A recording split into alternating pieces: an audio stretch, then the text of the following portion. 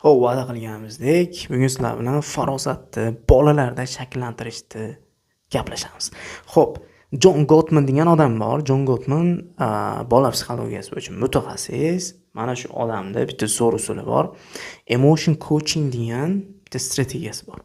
O'sha strategiya orqali bolaga biz farosatni o'rgata olamiz deydi. Ya'ni empatiyali bolalarga ega bo'la olamiz deydi.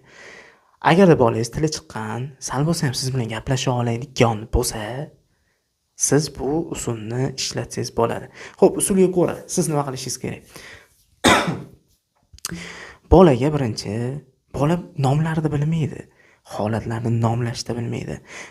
Bu odam xafa, bu odam yig'layapti, bu odam nimanidir yashiryapti degan holatlariga o'zini fikrini berishni hali bilmaydi.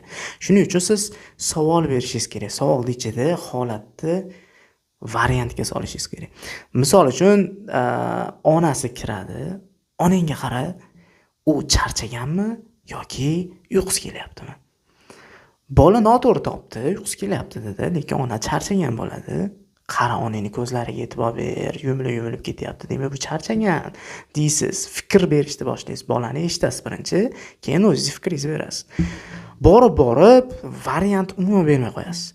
Ya'ni holatlarni usha olishingiz kerak, lekin eng muhimi, misol uchun qarang. Qara, mushuk miyovlayapti.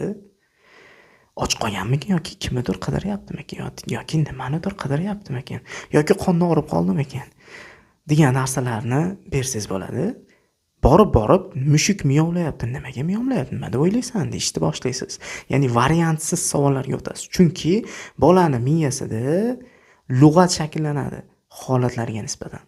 Ko'zlarning holati, turishga, shu holatlarga nisbatan, qizarishga, ko'zlarning charchoq holatda turishiga nisbatan o'zida vocabulary, ya'ni lug'at shakllantiradi.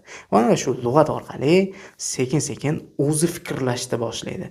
Va shu fikrlash bolani bitta qarashda harakatlardan va yuzlardan hissiyotlarni o'qishni boshlaydi.